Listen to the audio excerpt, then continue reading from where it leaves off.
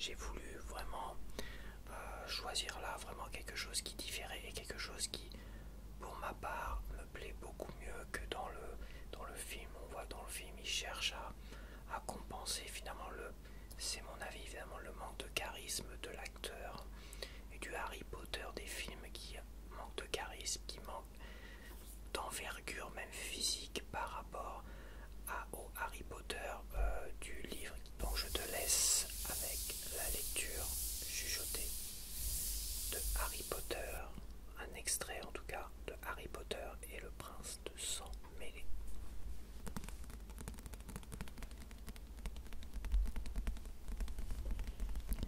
Harry Potter et le prince de sang mêlé par J.K. Rowling.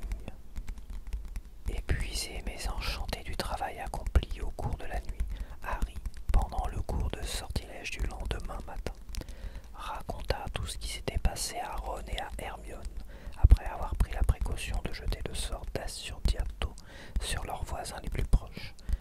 Ils furent à la fois très impressionnés à sa grande satisfaction par la façon dont il avait réussi à arracher son souvenir à Slughorn et positivement effrayés par ses révélations sur les Horcruxes de Voldemort et la promesse de Dumbledore d'emmener Harry avec lui s'il en découvrait un nouveau. « Waouh !» dit Ron lorsque Harry eut enfin terminé son récit. Il agitait distraitement sa baguette en direction du plafond sans accorder la moindre attention à son geste. « Waouh !» répéta-t-il, « tu vas vraiment accompagner Dumbledore et essayer de détruire. Waouh ! Ron, tu fais tomber de la neige, signala Hermione d'une voix patiente. Elle lui saisit le poignet et détourna sa baguette du plafond, d'où de gros flocons blancs avaient en effet commencé à tomber. Harry remarqua que Lavande Brown, les yeux très rouges, lançait d'une table voisine des regards flamboyants à Hermione, qui lâcha aussitôt le bras de Ron. « Ah oui, tiens, remarqua Ron, vaguement surpris en regardant ses épaules. « Désolé, on dirait d'horribles pellicules. » Il enleva la fausse neige de l'épaule d'Hermione et Lavande fondit en larmes. L'air infiniment coupable, Ron lui tourna le dos. « On a rompu, » murmura-t-il à Harry du coin des lèvres. « Hier soir, quand elle m'a vu sortir du dortoir avec Hermione. Bien entendu, toi, elle ne pouvait pas te voir. Elle a donc cru qu'on était seulement tous les deux. »« Ah, répondit Harry. Bah, tu t'en fiches que ce soit fini, non ?»« Oui, admit Ron. C'était assez pénible quand elle a commencé à crier, mais au moins ce n'est pas moi qui ai été obligé de la quitter. » Trouillard, lança Hermione, tout en paraissant amusée. D'une manière générale, la soirée n'a pas été très bonne pour les histoires d'amour. Ginny et Dean se sont séparés aussi, Harry. Il lui sembla qu'elle avait un petit air entendu en lui disant cela, mais elle ne pouvait quand même pas deviner que ses entrailles s'étaient mises à danser la conga, gardant un visage imperturbable et un ton aussi indifférent que possible. Il demanda « Comment ça se fait ?»« Oh, une histoire vraiment bête. Elle a dit qu'il essayait toujours de l'aider à passer par le trou du portrait, comme si elle n'était pas capable de se débrouiller toute seule. Mais il y a longtemps qu'ils ne s'entendaient plus très bien. » Harry jeta un coup d'œil vers Dean, assis à l'autre bout de la classe. En effet, il n'avait pas l'air très heureux. « Bien sûr, ça te met dans une situation un peu délicate, reprit Hermione. « Qu'est-ce que tu veux dire ?» demanda précipitamment Harry. « L'équipe de Quidditch, répondit Hermione, si Ginny et Dean ne se parlent plus. »« Ah oui.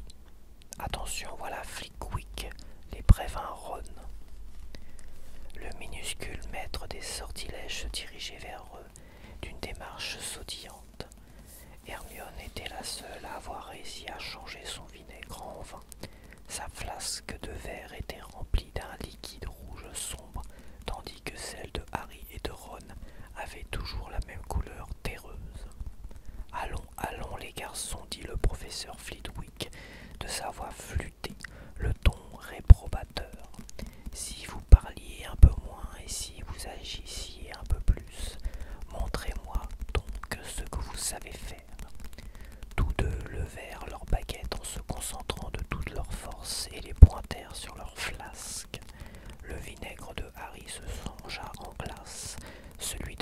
explosa.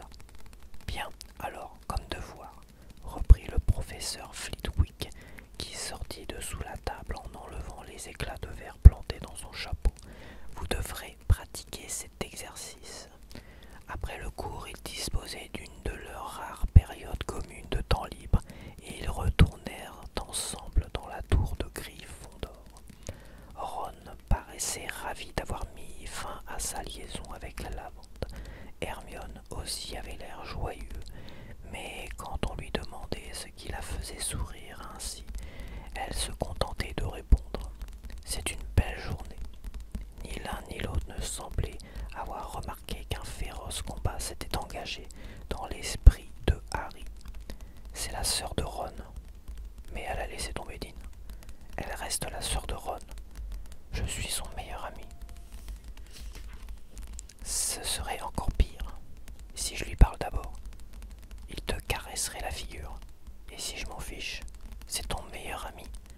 Harry remarqua à peine qu'il franchissait le trou du portrait pour rentrer dans la salle commune ensoleillée, et il ne vit que très vaguement le petit groupe d'élèves de 7e année qui s'y étaient rassemblés, jusqu'à ce qu'Hermione s'écrie « Cathy, tu es revenue, comment ça va ?»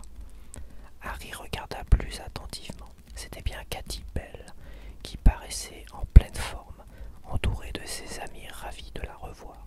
« Je vais très bien, assura-t-elle d'un ton enjoué. Ils m'ont laissé sortir de Sainte-Mangouste lundi. J'ai passé 2 jours avec mes parents et je suis revenu ici ce matin. Lynn était en train de me raconter ce qui s'est passé avec McLaggen pendant le dernier match, Harry. Eh oui, dit-il, mais maintenant tu es de retour et Ron est guéri. Nous avons donc une bonne chance d'écraser Serdaigle, ce qui signifie que nous pouvons encore nous battre pour la coupe. Écoute, Cathy, il fallait qu'il lui pose la question tout de suite. Sa curiosité chassa même provisoirement Ginny de ses pensées. Il baissa la voix pendant que les amis de Katie préparaient leurs affaires. Apparemment, ils étaient en retard pour le cours de métamorphose. Ce collier, tu te souviens, maintenant, qui te l'a donné? Non, répondit Cathy en hochant la tête avec tristesse. Tout le monde me le demande, mais j'en ai aucune idée. La seule chose dont je me souvienne, c'est d'être entré dans les toilettes des 3 balais. Alors tu es vraiment allé aux toilettes? Interrogea Hermione. Je sais en tout cas que j'ai poussé la porte, dit Katie. Je pense donc que la personne qui m'a soumise à l'impérium devait se trouver juste derrière. Après, mes seuls souvenirs remontent à 15 jours, quand j'étais à Sainte-Mangouste. Écoute, il faut que j'y aille. McGonagall est bien capable de me donner des lignes à copier même le jour de mon retour. Elle prit son sac et ses livres et se dépêcha de suivre ses amis, laissant Harry, Ron et Hermione assis à une table près de la fenêtre, réfléchir à ce qu'elle venait de leur dire. C'est sûrement une fille ou une femme qui a donné le collier à Cathy, fit remarquer Hermione, si ça s'est passé dans les toilettes des dames. Ou quelqu'un qui avait l'apparence d'une fille ou d'une femme, ajouta Harry. N'oublie pas qu'il y avait un chaudron plein de polynectar à l'école. On sait qu'une certaine quantité en a été volée. Dans sa tête, il vit passer tout un défilé de crabes et de goyles qui paradaient, habillés en filles. Je crois que je vais prendre une autre gorgée de Félix, dit Harry, et essayer encore une fois d'entrer dans la salle sur demande. Ce serait gaspiller la potion, répliqua Hermione d'un ton catégorique en posant l'exemplaire du syllabaire Lune Rousse qu'elle venait de prendre dans son sac. La chance a des limites, Harry. Avec Slughorn, la situation était différente. Tu avais toujours la possibilité de le convaincre. Il fallait simplement aider un peu les circonstances. Mais la chance ne suffirait pas à neutraliser un puissant enchantement. Ne perds pas le reste de ta potion. Tu auras besoin de toute la chance dont tu peux disposer si Dumbledore t'emmène avec lui. Sa voix n'était plus qu'un murmure. On ne pourrait pas en fabriquer nous-mêmes, demanda Ron à Harry, sans écouter Hermione. Ce serait formidable d'en avoir une provision. Regarde un peu dans le livre. Harry prit dans son sac son manuel avancé de préparation des potions et consulta le chapitre Félix Félicis. Oula, c'est très compliqué, dit-il en parcourant la liste des ingrédients. Et ça prend 6 mois.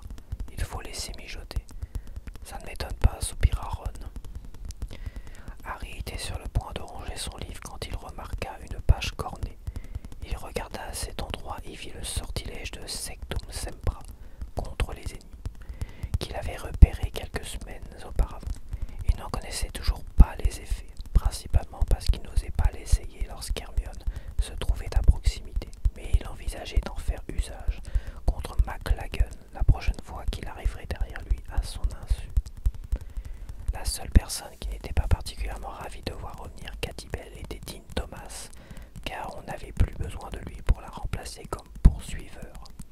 Il prit la nouvelle stoïquement lorsqu'Harry la lui annonça, se contentant de grogner et de hausser les épaules. Mais quand Harry s'éloigna, il eut la très nette impression que Dean et Simus marmonnaient derrière son dos sur le ton de la révolte. Au cours des 15 jours suivants, les séances d'entraînement furent les meilleures que Harry ait connues depuis qu'il était capitaine. Ses joueurs étaient si contents d'être débarrassés de McLaggen et d'avoir vu revenir Katy qu'ils volaient merveilleusement bien. Ginny ne semblait pas du tout chagrinée de sa séparation avec Dean. Au contraire, elle était l'âme et la vie de l'équipe. Ses imitations de Ron sautillant devant ses buts à l'approche du souffle ou de Harry hurlant des ordres à McLaggen avant de se faire assommer provoquaient l'hilarité générale. Harry, qui riait avec les autres, était content d'avoir une innocente raison de regarder Ginny.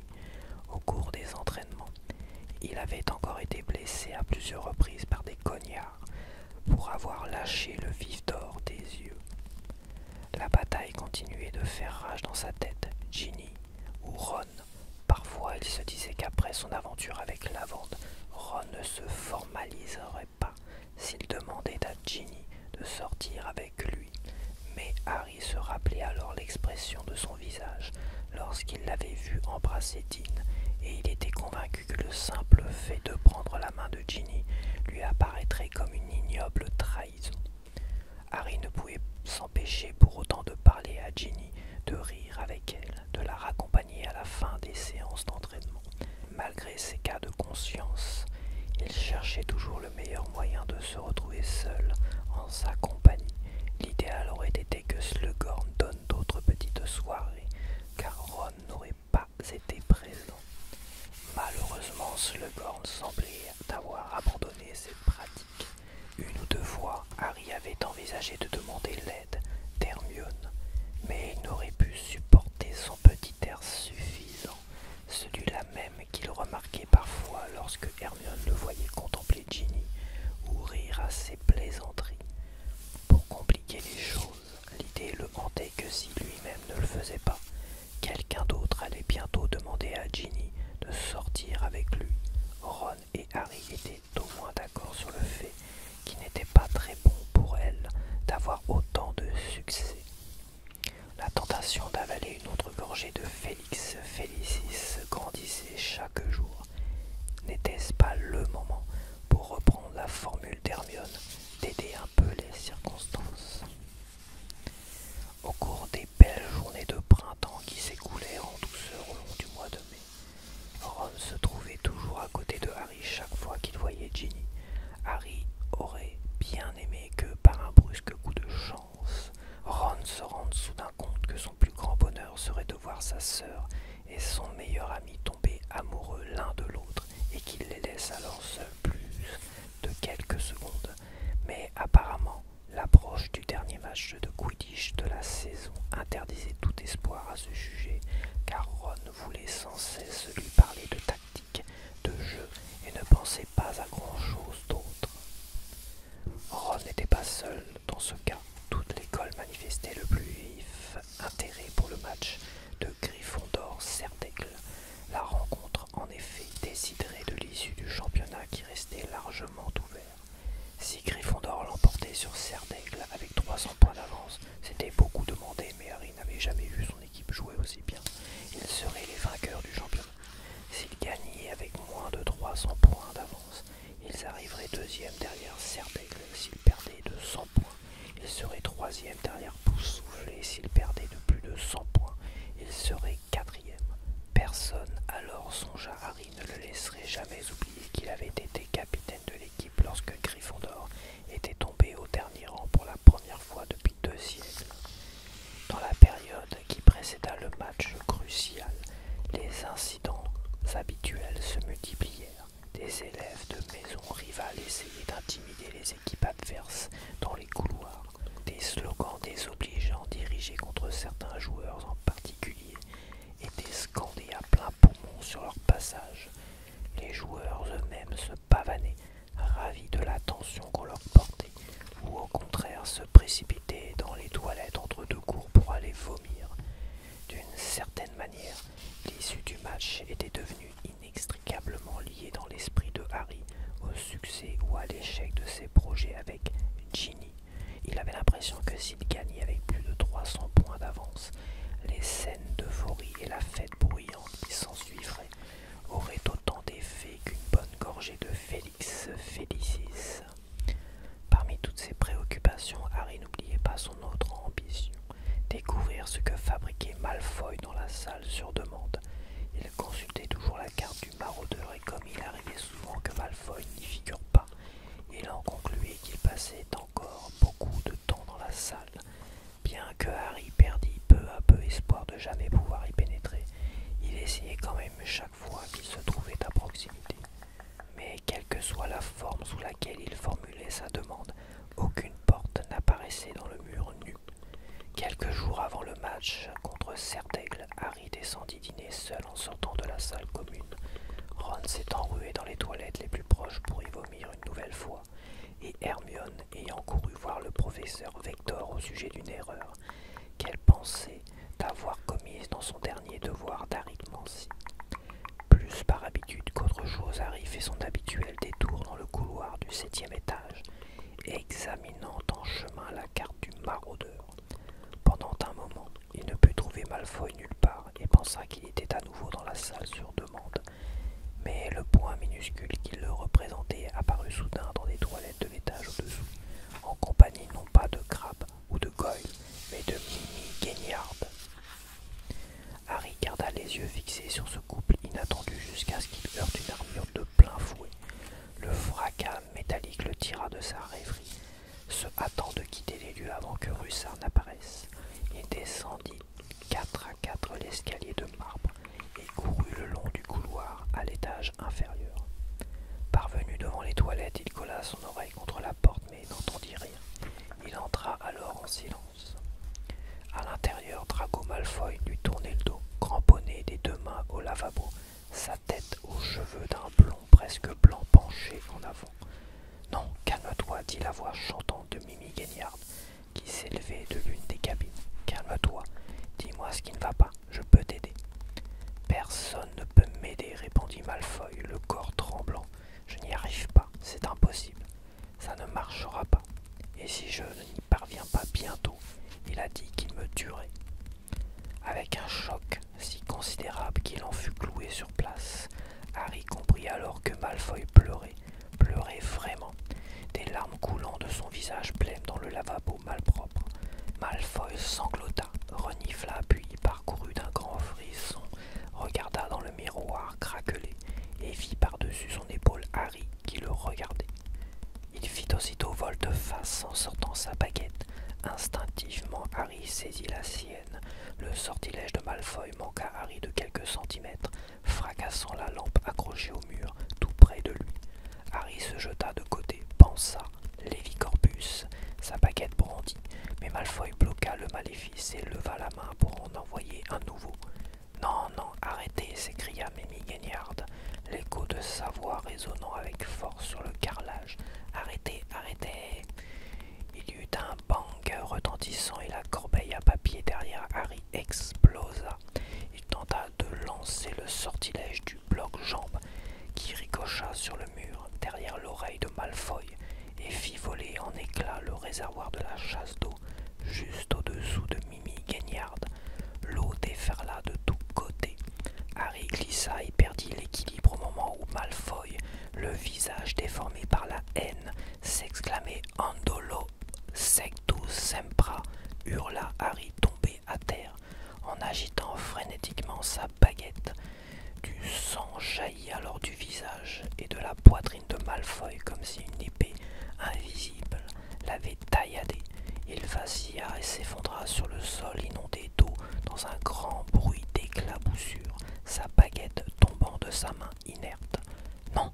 s'étrangla Harry. Glissant, chancelant, il se releva et se précipita sur Malfoy dont le visage était maintenant d'un rouge luisant, ses mains blanches crispées sur sa poitrine, ensanglantées. « Non, je ne voulais... » Harry ne savait plus ce qu'il disait. Il se laissa tomber à genoux à côté de Malfoy qui tremblait de tout son corps dans une mare de sang, et Mimi Gagnard poussa soudain un hurlement assourdissant. Au meurtre, meurtre dans les toilettes, au meurtre. Derrière Harry, la porte s'ouvrit à la volée. Il releva la tête terrifié. Rogue venait de surgir, le visage livide. Écartant brutalement Harry, il s'agenouilla au-dessus de Malfoy, sortit sa baguette et la passa le long des profondes blessures que le maléfice avait causées, marmonnant une incantation qui ressemblait presque à une chanson. Le flot de sang parut s'assécher. Rogue essuya celui qui maculait le visage de Malfoy et répéta son enchantement. Les blessures se refermaient à présent. Harry regardait fixement, horrifié par ce qu'il avait fait, à peine conscient que lui aussi était trempé de sang et d'eau. Mimi Gagnard sanglotait et gémissait au-dessus de leur tête. Lorsque Rogue eut exécuté pour la 3e fois son contre-maléfice, il souleva à moitié Malfoy pour le remettre debout. Vous devez aller à l'infirmerie, il restera peut-être des cicatrices, mais si vous prenez tout de suite du dictame, on peut l'éviter. Venez. Il soutint Malfoy pour l'aider à traverser les toilettes, puis, arrivé devant la porte, lança avec une colère froide. Vous, Potter, vous m'attendez ici. Harry n'eut pas un seul instant l'idée de désobéir. Il se redressa lentement, tremblant de tous ses membres, et baissa les yeux vers le sol humide. Des taches de sang flottaient à sa surface comme des fleurs cramoisies. Il ne trouva même pas la force de faire taire Mimi Gagnard qui continuait de se lamenter, de sangloter, avec un plaisir manifeste et grandissant. Rogue revint 10 minutes plus tard. Il entra et referma la porte derrière lui. « Va-t'en » dit-il à Mimi qui replongea dans sa cuvette, laissant derrière elle un silence retentissant. « Je n'ai pas voulu ça » affirma aussitôt Harry. Sa voix résonna en écho dans l'espace froid et humide.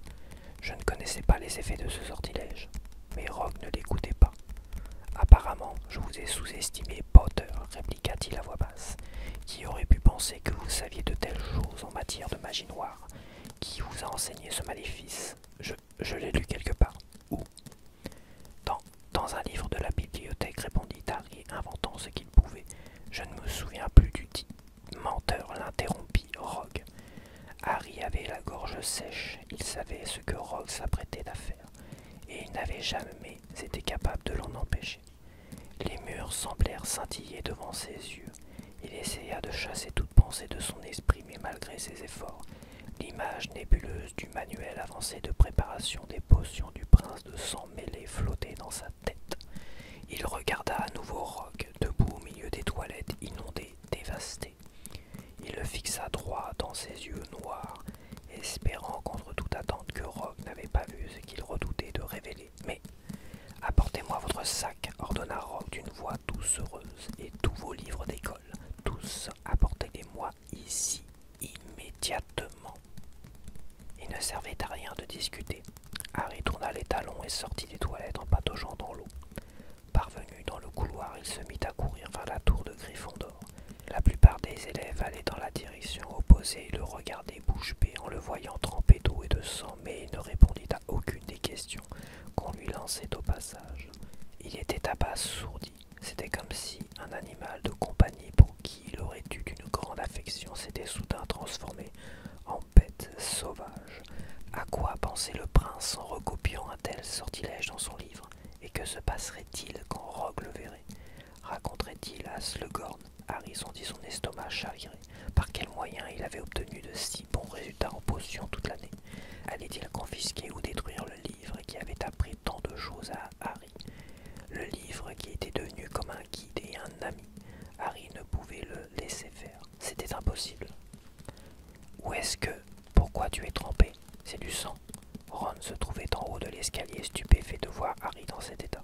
« J'ai besoin de ton livre, » dit Harry d'une voix haletante. « Ton livre de potions, vite, donne-le-moi. »« Mais celui du prince, je t'expliquerai plus tard. » Ron sortit de son sac son manuel avancé de préparation des potions et le lui tendit. Harry lui passa devant le nez et retourna en courant dans la salle commune, où il prit son sac, sans prêter attention au regard ahuri des quelques élèves présents qui qui avait déjà fini de dîner. Puis il se jeta à travers le trou du portrait et s'élança dans le couloir du 7e étage.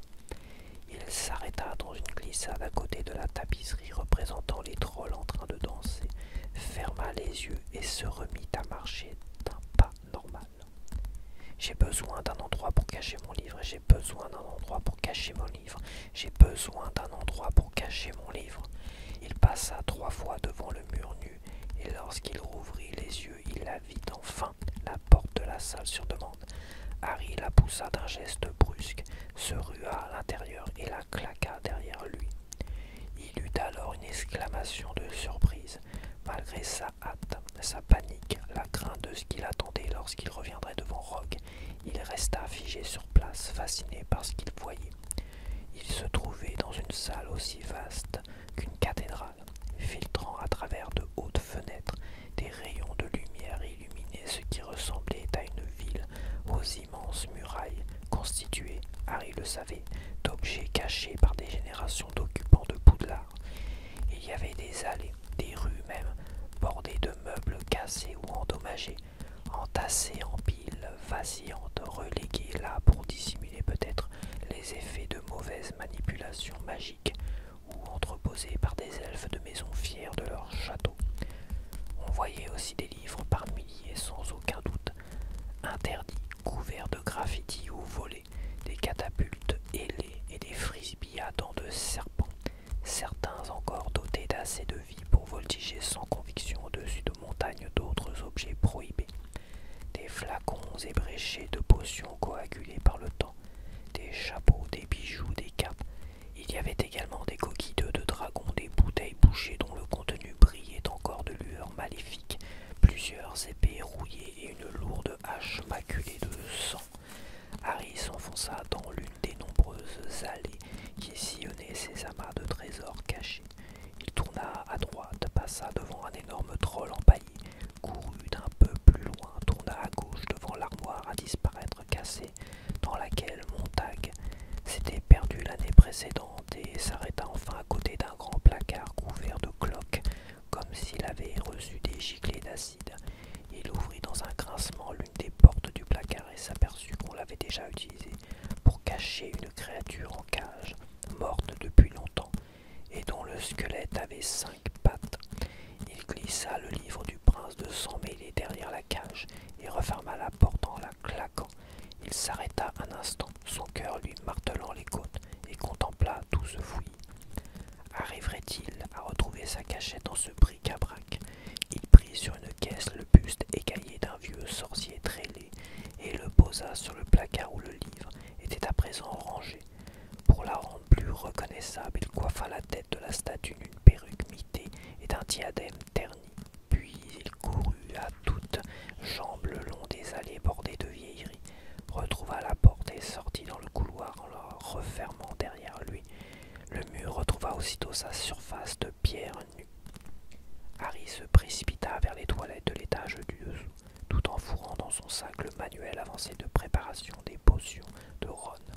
1 minute plus tard, il était de retour devant Rogue qui tendit la main sans un mot pour prendre le sac de Harry. Pantelant, il lui donna une douleur cuisante dans la poitrine et attendit. Rogue enleva un par un les livres de Harry et les examina. Le dernier était le manuel de potions qu'il regardait très attentivement avant de lui demander. « C'est votre exemplaire du manuel avancé de préparation des potions, n'est-ce pas, Potter ?» « Oui, répondit Harry, qui n'avait pas encore repris haleine. « Vous en êtes bien sûr, Potter ?» « Oui, affirma Harry avec une nuance de défi. « C'est l'exemplaire que vous avez acheté chez Fleury et Potte. »« Oui, répéta Harry d'un ton ferme. « Dans ce cas, pourquoi, demanda Rogue, le nom de Ronil Waslib est-il inscrit à l'intérieur de la couverture ?» Harry eut l'impression que son cœur s'arrêtait de battre. « C'est mon surnom, expliqua-t-il. »« Votre surnom, répéta Rogue. »« Oui, c'est comme ça que m'appellent mes amis, dit Harry. »« Je sais ce qu'est un surnom, répliqua Rogue. » Ses yeux noirs, glacés, vrillaient à nouveau ceux de Harry, qui essayait de ne pas le regarder. « ferme ton esprit, mais il n'avait jamais appris à le faire convenablement. »« Vous savez ce que je pense, Potter, poursuivit Rogue à voix très basse. Je pense que vous êtes un menteur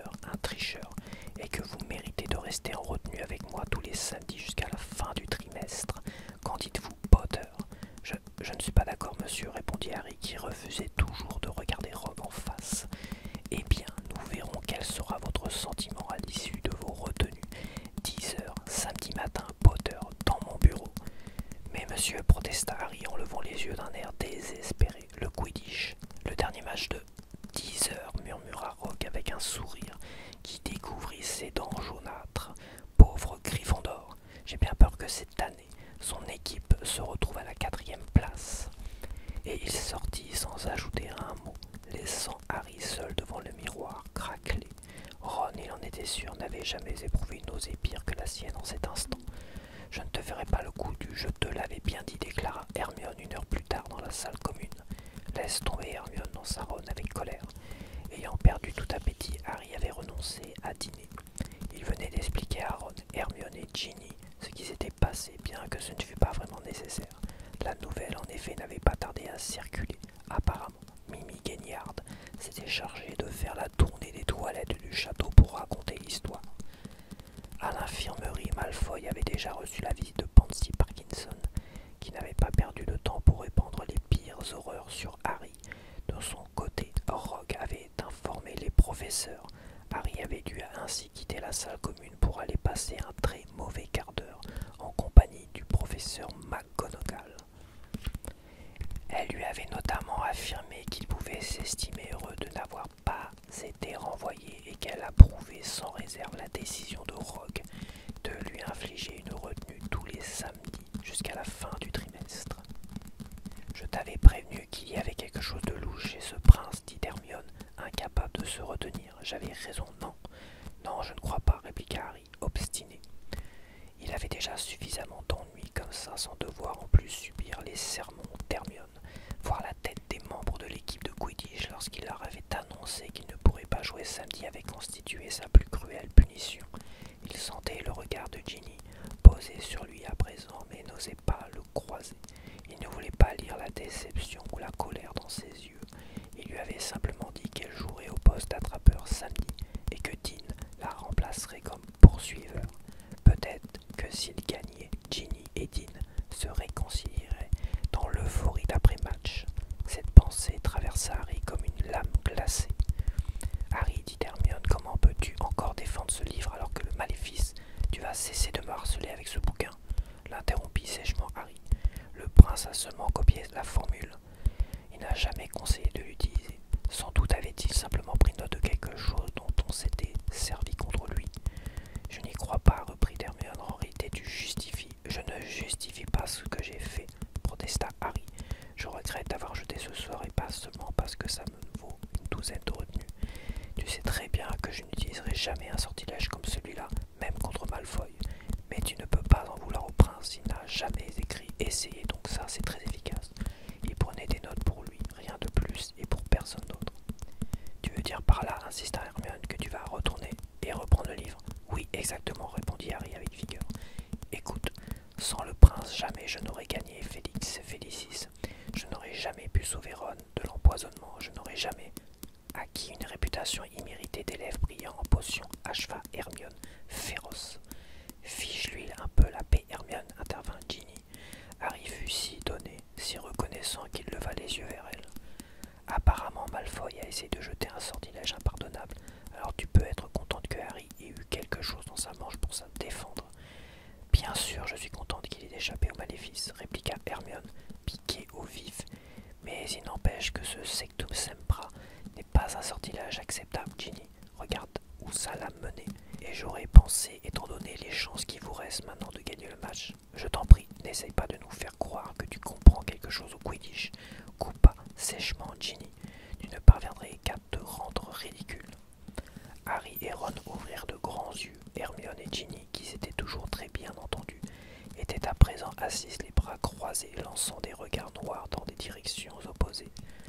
Ron jeta un coup d'œil inquiet à Harry, puis attrapa un livre au hasard et se cacha derrière.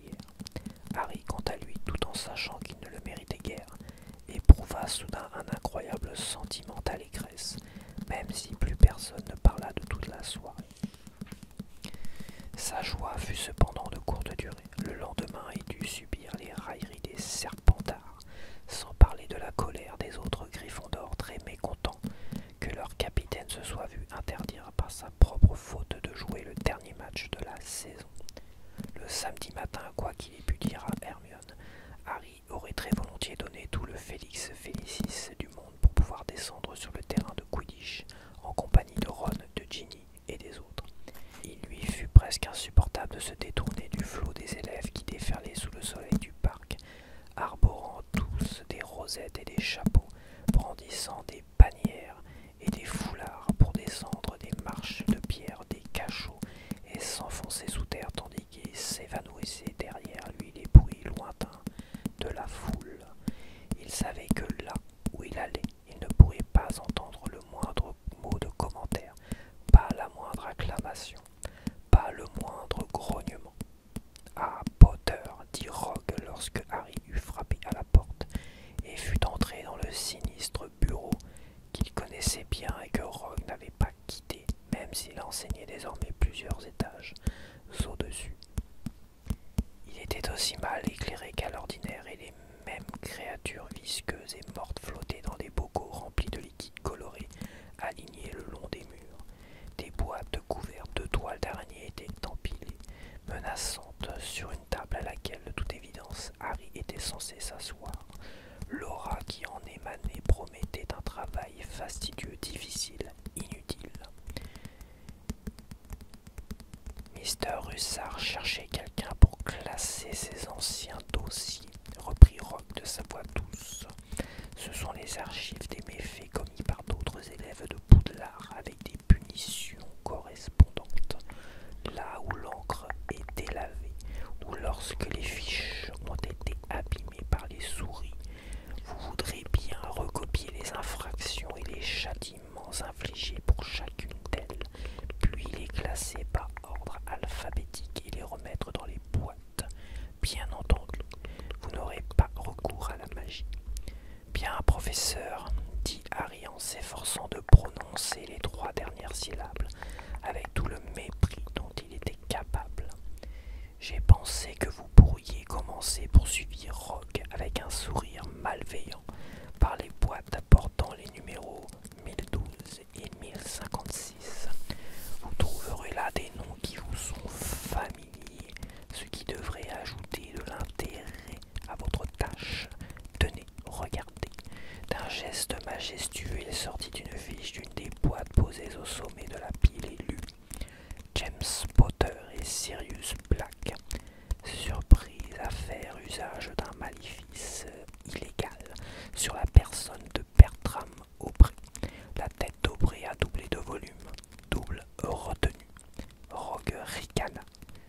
Il doit être singulièrement réconfortant de penser que, bien qu'il ne soit plus là, une trace de leurs exploits les plus remarquables aura été conservée. Harry ressentit l'habituel bouillonnement au creux de son estomac. Se mordant la langue pour s'empêcher de répliquer, il s'assit devant les boîtes et en tira une vers lui, ainsi qu'il s'y était attendu. C'était un travail ennuyeux, inutile, ponctué régulièrement, comme Rogue l'avait prévu, d'un serrement de cœur lorsqu'il lisait les noms de son père ou de Sirius, généralement associés dans divers petits méfaits, accompagnés à l'occasion de ceux de Rémus Lupin et de Peter Pettigrew, pendant qu'il recopiait le détail de leurs frasques et des punitions qu'elles leur avaient values. Il se demandait ce qui se passait sur le terrain où le match devait avoir commencé. Ginny jouant au poste d'attrapeur face à Cho.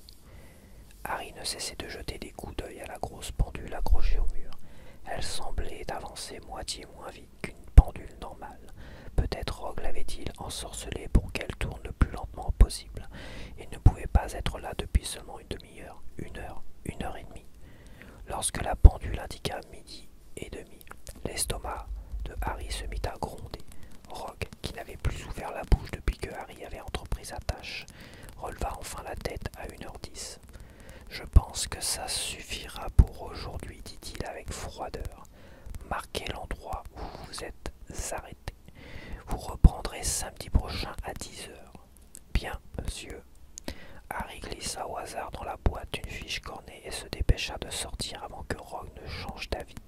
Il remonta 4 à 4 l'escalier de pierre tendant l'oreille pour essayer de percevoir des bruits en provenance du stade, mais tout était silencieux. Le match avait donc pris fin.